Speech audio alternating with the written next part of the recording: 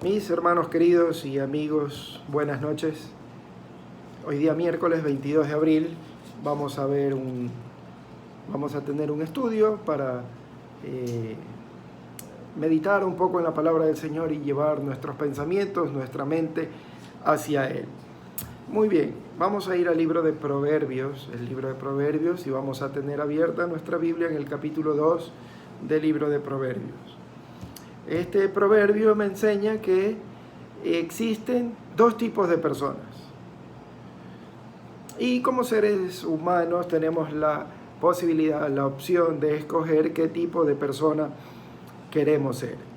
Entre ellas, para dar algunos ejemplos, el necio y el sabio, el simple y el inteligente. Y digo simple por no llamarle tonto, pero esa sería la palabra tal vez más real, pero llamémoslo simple y el inteligente, el justificado y el pecador, el bueno y el malo, el orgulloso y el humilde. Bueno, y así un sinnúmero más de posibilidades, y nosotros como seres humanos tenemos la facultad de escoger a qué grupo queremos pertenecer.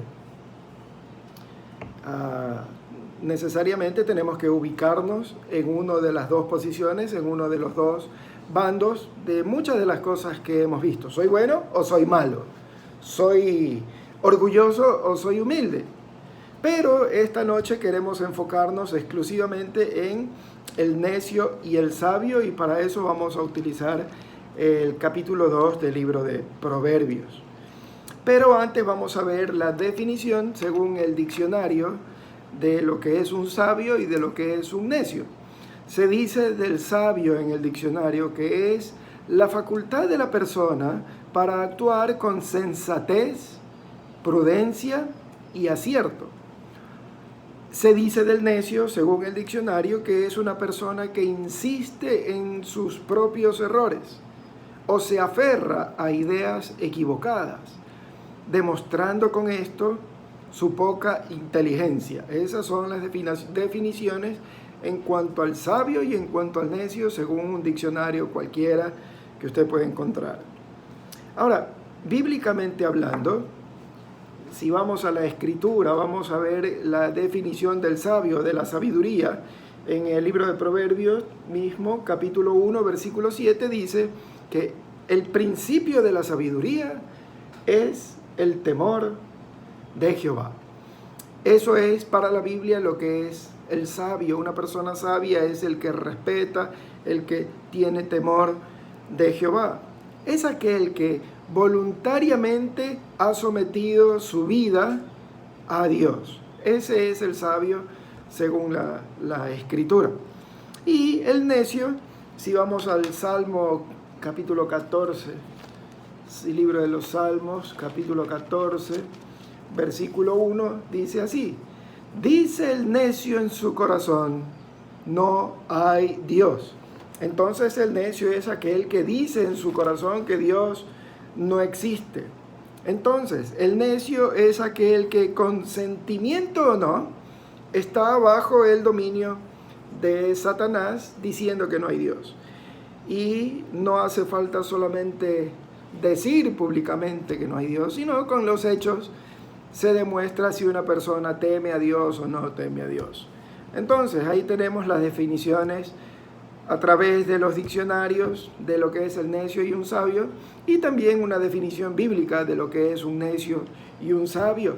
Y por supuesto usted tiene que escoger a qué grupo pertenece. Usted es de los que teme a Dios, de los que voluntariamente se ha sujetado a Dios, o usted es de los que dice que Dios no existe y con sus hechos manifiesta que Dios no es real. Bueno, tal vez sea un poco crudo decir soy necio, y tal vez suene un poco orgulloso el decir yo soy sabio. Bueno, la sabiduría no depende de lo que yo digo, sino de lo que estoy demostrando con mis actos. Pero esas son las definiciones. El sabio es el que tiene la facultad de actuar con sensatez, con prudencia y con acierto, y el necio es el que insiste en sus propios errores. Ahora vamos a desmenuzar un poquito más esto en el capítulo 2 del libro de los Proverbios para que podamos alinearlo en uno de los dos grupos y veamos en qué situación nos encontramos nosotros. La Biblia tiene libros que son de sabiduría, por ejemplo los Salmos y los Proverbios, por eso necesariamente tenemos que ir a un libro de sabiduría. Y ese es el libro de los Proverbios, escrito por Salomón, el hombre más sabio del mundo que ha existido en el planeta. Y en el capítulo 2, los versículos 1 a 5, dice así: Hijo mío, si recibieres mis palabras y mis mandamientos guardares dentro de ti. Vamos a ir verso por verso. Veamos este primer versículo. Hijo mío, si recibieres mis palabras y mis mandamientos guardares dentro de mí. ¿Qué quiere decir con esto Dios? Que si escuchamos la palabra de Dios, si es que leemos la palabra, de cualquier forma que podamos recibir la palabra de Dios y la guardamos, eso de guardar quiere decir la ponemos en práctica, entonces hay un beneficio a través de esto. Vayamos al Evangelio de Juan. Vamos a escuchar lo que el Señor Jesucristo ha dicho en cuanto a los que escuchan la palabra de Dios. Evangelio de Juan, capítulo 14.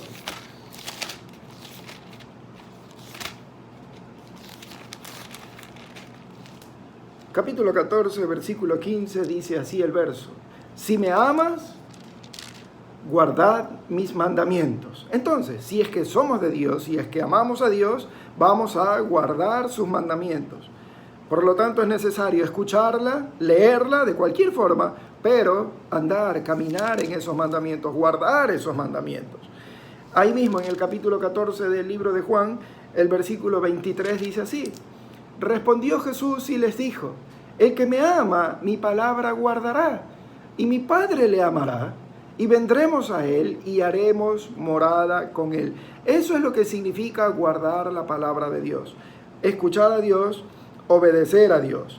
Y esto trae beneficios para el ser humano. Mire lo que dice el Evangelio de Juan, capítulo 8, versos 31 y 32. Dijo entonces Jesús a los judíos que habían creído en él: Si vosotros permaneciereis en mi palabra, seréis verdaderamente mis discípulos, y conoceréis la verdad, y la verdad os hará libres. Pero se trata de permanecer en la palabra de Dios. Si usted podrá creer en Dios, usted puede saber, tener mucha información y pensar y decir y hasta confiar que Dios existe y que vino al mundo y que vino a limpiarnos de nuestros pecados.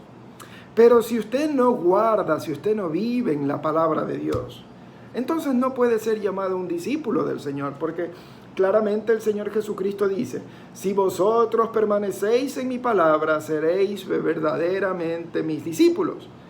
Entonces, la condición de ser un discípulo es permanecer en la palabra de Dios. Si no lo estoy haciendo, lastimosamente no soy un discípulo de Dios. Y hay más beneficios. El permanecer en la palabra de Dios me hace conocer la verdad. Y no solamente que sé cuál es la verdad, sino que esa verdad me hace libre del pecado, libre de este mundo, libre de las cadenas de Satanás. Usted puede analizar en su propia vida si es libre del pecado, si es libre de las cadenas de Satanás o no.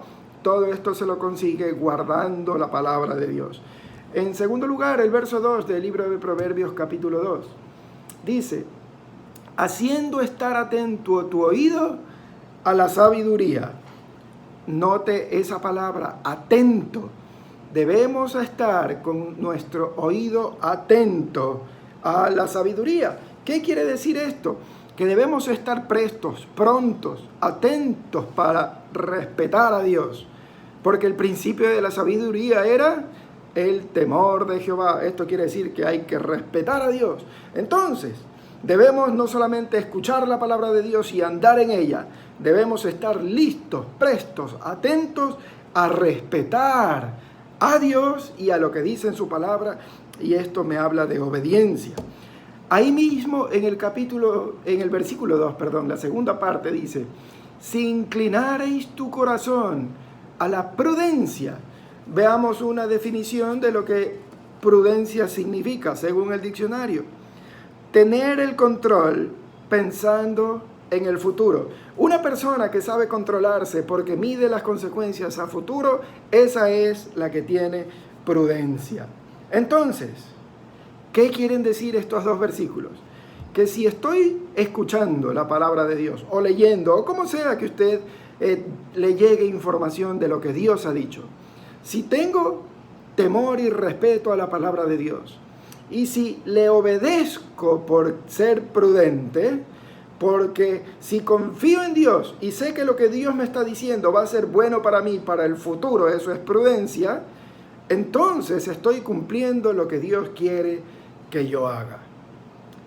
Vea usted en qué lugar de las listas lo ubicamos. Los versos 3 y 4 dicen así: si clamares a la inteligencia y a la prudencia diereis tu voz, si como a la plata la buscares y la escudriñares como a tesoros. ¿De qué me quiere decir esto? Que lo que hemos visto es tan importante que hay que estar escudriñando, hay que estar buscando, hay que estar clamando por escuchar a Dios, por respetar a Dios y por ser prudente con los consejos de Dios. Entonces, cuando se cumpla todo esto, me dice el verso 5, entonces entenderás el temor de Jehová, o sea, el respeto a Dios, y hallarás el conocimiento de Dios. Cuando logramos hacer todo esto, esta secuencia de la que hemos hablado, entonces podremos conocer a Dios. Conocer a Dios no significa simplemente tener alguna información de Dios, como lo dije antes. Dice el libro de Santiago en las Escrituras que tú crees en Dios, los demonios también, y tiemblan. Y no porque los demonios creen que Dios existe o saben de Dios, son creyentes, no. Para demostrar que soy un creyente y que entro en esa lista de los que tienen sabiduría, que la ha dado Dios, por cierto, son aquellos que escuchan, que respetan y que obedecen. Son los que han podido llegar a conocer a Dios verdaderamente. Porque no podemos llegar a conocer a Dios si es que no permanecemos en su palabra, si es que no le obedecemos, peor aún si es que no le respetamos y si no somos prudentes. Muy bien, veamos ahora, hemos visto el camino del sabio, ahora vamos a ver un poquito el camino del necio. Habíamos dicho que el necio es aquel que conscientemente o no, y ojo que esto es importante, conscientemente o no, están bajo el dominio de Satanás. Sí, porque hay personas que conscientemente dicen, a mí no me interesa Dios, yo quiero hacer lo que el diablo crea. Incluso hay satanistas y hay mucha gente así. Pero hay otros que creen que están con Dios e inconscientemente están bajo el dominio de Satanás. Y aquí vamos a dar algunas características de las personas que están bajo el dominio de Satanás, sabiendo o sin saber. Así que preste mucha atención porque esto es importante. Ahí en el capítulo 2 del libro de Proverbios, versículo 13, vamos a leer hasta el versículo 18.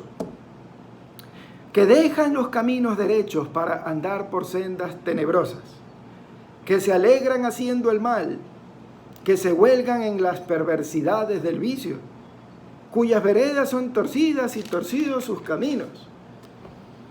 Serás librado de la mujer extraña, de la ajena que halaga con sus palabras, la cual abandona al compañero de su juventud y se olvida del pacto de su Dios, por lo cual su casa está inclinada a la muerte y sus veredas hacia los muertos. Simplifiquemos un poquito señalando lo más importante. Deja el buen camino y anda en camino tenebroso. La persona que no está caminando ordenadamente como Dios quiere que camine, sino que está caminando haciendo su propio rumbo, y ahí habla de un camino tenebroso, haciendo cosas que no hay que hacer. Bueno, cada uno tiene que analizar por dónde está caminando y qué es lo que está haciendo. Pero el que se aparta del camino que Dios ha señalado, entonces este es una persona que no está haciendo lo que Dios quiere y lo tendremos que encasillar necesariamente en el otro grupo de la lista. En segundo lugar, se alegra del mal y viven en vicios. Es impresionante cómo las personas disfrutan y hacen alarde, se jactan de lo que han hecho la noche anterior, de la borrachera que se pegaron y cosas así. Realmente a mí hasta me da un poco de no sé qué hablar de estas cosas, pero festejan las cosas malas. Esos son los que están en el camino de los necios. Sus caminos son torcidos, desviados. Lastimosamente, las personas, con tal de ganar dinero o fama o poder, hacen las cosas mal. Escogen atajos que no son legales para llegar a donde se habían propuesto. Sus caminos son torcidos. Corrompen y son corrompidos. Hacen los negocios por debajo de la mesa y así muchas cosas más. También nos habla de que el necio deshonra el matrimonio, no respeta el matrimonio, lo tiene por baja estima, no hay ni siquiera respeto a Dios, porque el pacto que hizo con su pareja no lo hizo simplemente con su pareja, sino que en primer lugar en ese pacto está Dios. Y todas las personas que aborrecen, que repudian, que se divorcian, que no respetan el matrimonio, están irrespetando no solo a su pareja, sino en primer lugar a Dios, con quienes hicieron el pacto, hasta que la muerte los separe. Entonces, no es mi anhelo hacerlo sentir mal, pero tenemos que ver en qué camino estamos andando, en el camino de los sabios o en el camino de los necios. Su vida es el mejor testimonio para ustedes por dónde está caminando. Y por último, su camino está inclinado hacia la muerte. Si sigue así, ¿a dónde va a parar? ¿Está en paz con Dios o no estaba en paz con Dios? Estar en paz con Dios me da vida. No estar en paz con Dios es problemático. Inclina su camino hacia la muerte. Hay una historia bastante interesante en la Escritura. A mí me gusta muchísimo. Está en el libro de Lucas, capítulo 15. Lucas, capítulo 15. Versículos 11 en adelante vamos a ir leyendo, en primer lugar, del 11 hasta el 13. El hijo pródigo, dice la parábola. Versículo 11 dice así: También dijo, un hombre tenía 2 hijos. El menor de ellos dijo a su padre: Padre, dame la parte de los bienes que me corresponde. Y le repartió sus bienes. Muy bien. En primer lugar vemos que este hijo, que era el menor, no quería sujetarse a su padre, no quería estar bajo el control del padre, no quería estar bajo las reglas de su padre, y le dice a su padre: dame la parte de los bienes que me corresponde. Y se fue a vivir solo, aparte, porque no quería estar sujeto a lo que el padre estaba imponiendo. Es lo mismo que nosotros hacemos muchas veces, cuando tal vez no lo hemos dicho así, pero cuando no queremos sujetarnos bajo los parámetros de Dios.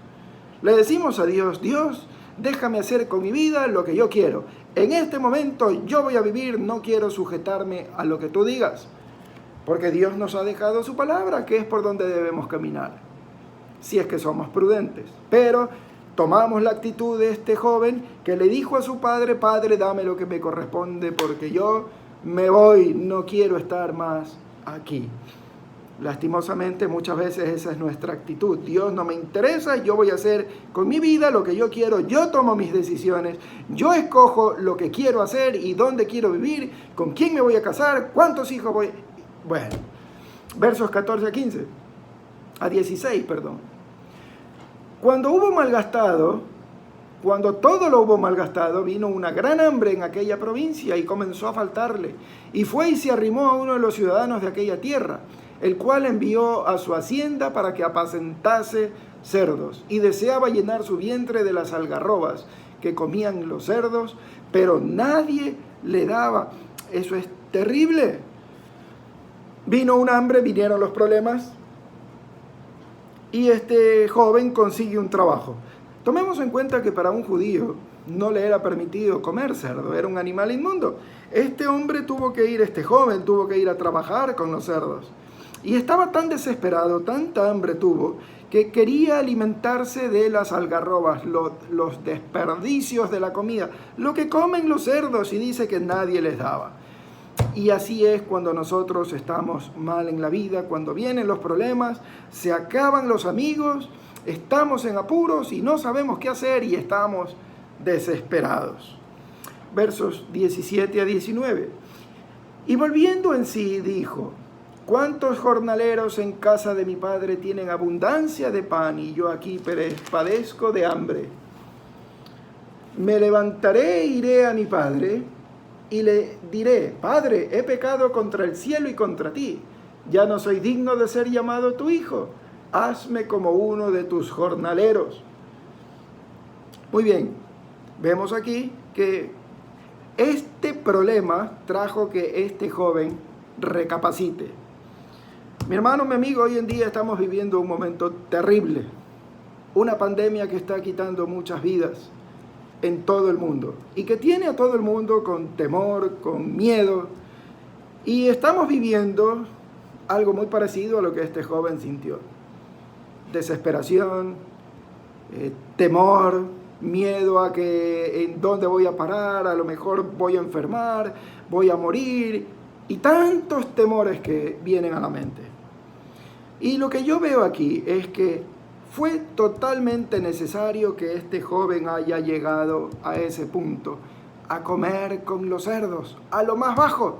Porque si este joven no hubiera llegado a ese punto, jamás hubiera recapacitado y jamás hubiera pensado que en la casa de su padre estaba mucho mejor.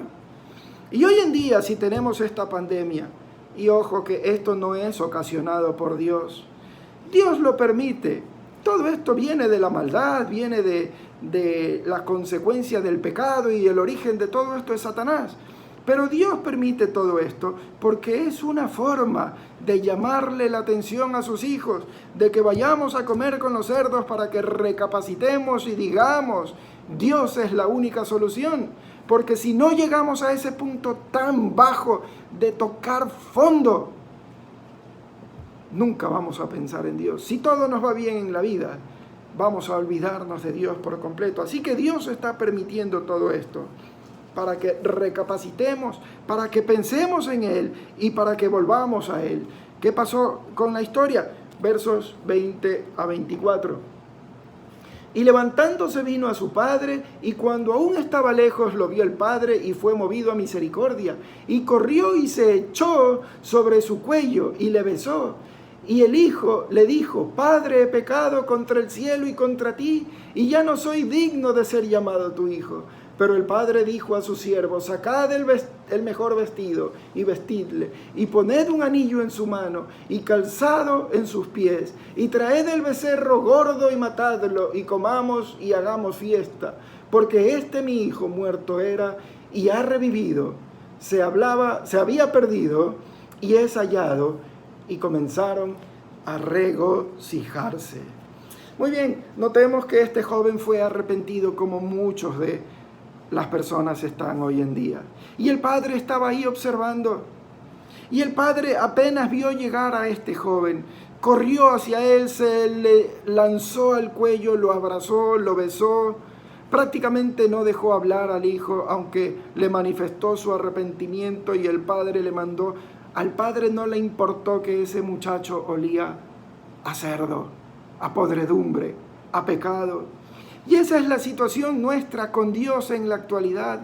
Dios está ahí llamándonos y utilizando esta comida de cerdos, esta pandemia, para que vayamos hacia Él. Y si nosotros reflexionamos y recapacitamos y decidimos ir hacia Él, Él no va a esperar a que nosotros lleguemos a postrarnos. Él saldrá corriendo porque nos ama y querrá recibirnos, y no le importará el pecado que hayamos cometido, porque estábamos muertos y ahora, viniendo a Él, hemos revivido y nos dará todo nuevo. Su palabra dice, Pablo le dice a los Corintios, 2 Corintios 5:17, de modo que si alguno está en Cristo, nueva criatura es. Las cosas viejas pasaron y aquí todas son hechas nuevas. Dios quiere darnos una nueva oportunidad. Dios quiere hacernos convertirnos en unas nuevas criaturas. Él quiere que pasemos dejar de ser necios y que vengamos a ser sabios, escuchándolo, volviendo a casa, sujetándonos ante Él. El libro de Mateo, capítulo 11, versículo 28, dice así: Venid a mí, todos los que estáis trabajados y cargados, y yo os haré descansar. Mi amigo, si usted tiene miedo, si usted está cansado de esta vida, si usted ya no sabe qué hacer, si esto está llevándolo a un estrés terrible, venga a Dios, porque el Señor lo está esperando y Él promete descanso. El capítulo 2 de los Proverbios, versos 21 y 22 dicen lo siguiente: porque los rectos habitarán la tierra, y los perfectos permanecerán en ella, mas los impíos serán cortados de la tierra, y los prevaricadores serán de ella desarraigados. ¿Es usted sabio o necio? ¿Usted escucha a Dios o escucha sus propios consejos? Si es honesto, va a saber qué es. Y el primer paso para llegar a ser sabio es ser honesto. Si no es honesto con usted mismo, jamás va a llegar a ser sabio. Sea honesto, confiese a Dios su pecado y dígale que lo perdone y que necesita de Él. Solamente así podrá tener paz y podrá descansar en la paz de Cristo. Oremos.